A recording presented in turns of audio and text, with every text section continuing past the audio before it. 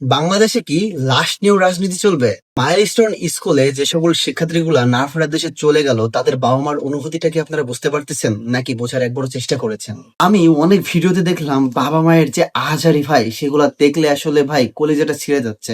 এবং সেগুলা দেখলে আসলে মনে হচ্ছে যদি তাদেরকে একটু সান্ত্বনা দিতে পারতাম। অথচ অনেক বাবা মা সেখানে এখনো পর্যন্ত নাকি দাঁড়িয়ে আছে, তারা নাকি তাদের নিজেদের সন্তানটাকে ভেরিফাই করছে এবং আইডেন্টিটি করতে পারছে, বাট তারা লাশটা নাকি এখনো হাতে পায়নি।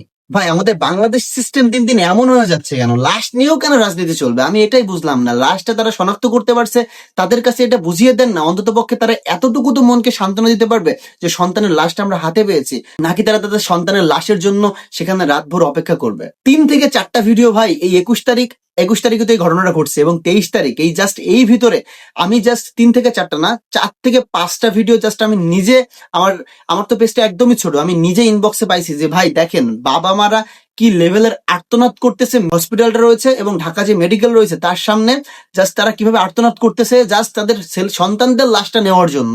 সন্তানদের লাশ নেওয়ার জন্য যদি এইভাবে আমাদের আর্তনাদ করতে হয়, এর মতো ব্যর্থতা আমি মনে করি আর নাই বাংলাদেশে। সো যারা ভাই এই দায়িত্বতে রয়েছেন, আপনাদের কাছে রিকোয়েস্ট, এরকম বড় ধরনের ঘটনা যখন বাংলাদেশে ঘটবে, আপনাদের কাছে রিকোয়েস্ট, আপনারা যত পারেন দ্রুত করে অন্ততপক্ষে লাশের সার্ভিসটা আপনারা দ্রুত করে দেন ভাই। আর একটা বিষয় আমি নোটিস করলাম, আমাদের গভর্নমেন্ট থেকে ডিরেক্ট নাকি নিউজ আসছে যে 27টা লাশ আমরা এই পর্যন্ত পাইছি। দেখেন, 27টা লাশ এই পর্যন্ত আমরা 27টা লাশ পাইছি গণনা করে, এই একটা ইনফরমেশন আমরা দেখলাম। 27 নাকি 47, এটা আসলে আমার একটু বলার ভুল হইতে পারে।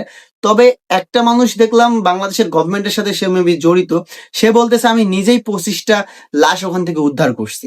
সো লাশ নিয়েও কি আমাদের ভিতরে রাজনীতি চলবে? 25টা লাশ সে নিজে একা একা এক হাতেই সে বের করছে ওখান থেকে, হসপিটাল থেকে। তাহলে হসপিটাল অ্যান্ড যেখানে ডিরেক্ট বিমানটা আঘাত করছে সেখান থেকে মোটামুটি সে নিজে 25টা লাশ সে নিজে বের করছে। তাহলে আরো অগণিত লাশ তো আমাদের বাংলাদেশের যে গভর্নমেন্টের যে সিকিউরিটি গুলা রয়েছে, তারা তো অনেক লাশ বের করেছে।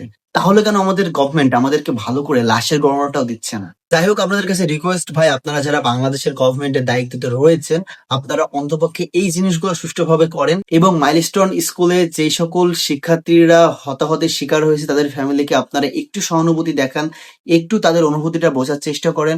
এবং আজকের ভিডিওটা ভালো লাগলে অবশ্যই শেয়ার করে দিবেন। ধন্যবাদ সবাইকে।